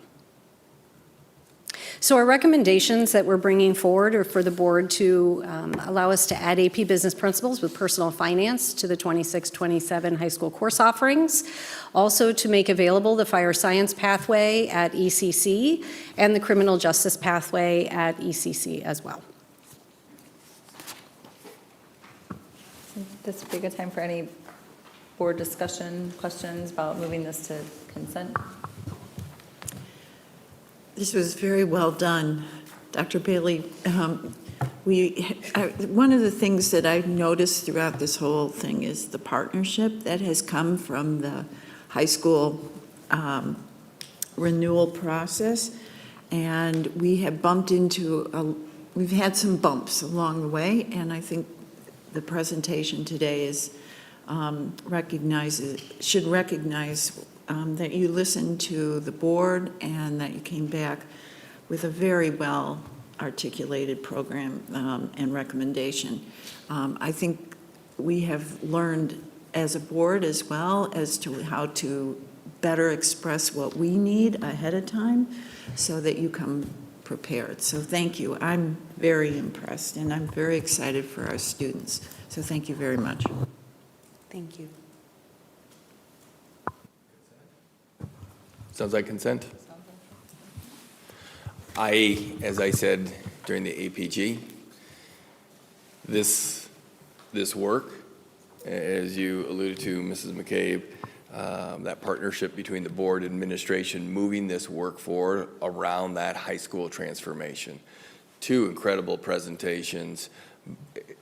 Appreciate both presentations, but the work that went into all of the understanding, I'm going to use your terminology, peeling back the onion, which is an absolutely correct metaphor for what this was, because there was so much involved in each and every one of these aspects. That being honest, I don't believe our district has really taken the time, the effort to think deeply about those. You saw some cost in there about some different programming, what that looks like for our students, but at part of the district and where we're moving forward. I am so pleased with the depth and the analysis done to move our district forward. I love the recommendations, the thoughtfulness of those recommendations and how they fit into the APG, the pathways, those pieces. I'm sensing also from consensus of the board, they are as well, and they appreciated the why behind those selections. I too loved the dashboard from School Links, seeing where our students were at. And I appreciated you pointing out for seniors, it was interesting. Military started at 3.5. By the junior year, we were at like 2, and then by senior year, it was under 1%. It was an interesting piece, but still an important aspect for us to recognize that. I think it was like 0.9% of students were still looking at that. So I love that your eyes and the eyes of our counselors and principals and staff are seeing that, but that we continuously in our district, 80% of students still want to really pursue that 4-year college degree. That's the vast majority of our students in our district. So I just sincerely appreciate the two of you, all of our counselors, all the departments. I know there was so many people involved in this as well, in the collaboration, and the partnerships, the collaboration that's starting to happen amongst all of these different groups, and understanding that it was super unique. And Ms. Stahl, you meeting with the plumbers union in the like, you never cease to amaze me at who you're talking with and what's going on out there in this world. But kudos to everyone involved and for the presentation tonight. Thank you. Mrs. Hancock, back to you. Nope, thank you so much. I mean, I know when I joined the Learning Services Committee, it was a big ask of mine to say, how can we enhance and improve and increase our offerings for students for work-based learning and for dual credit, and you went above and beyond, and I'm really excited about these recommendations, so thank you so much. Any future agenda items?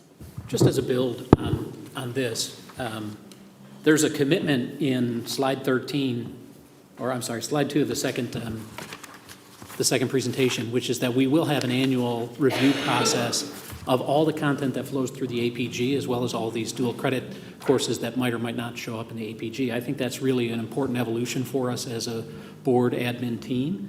And the timeline that you have reflected of looking in the summer at how courses are being used or enrolled in by students, I think is very important.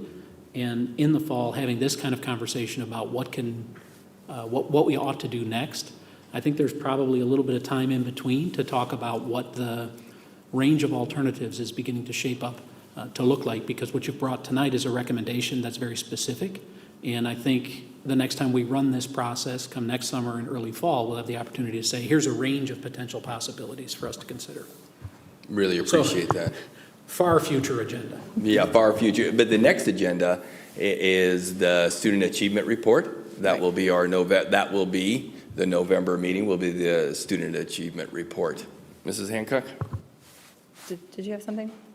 Well, when are we voting on these recommendations?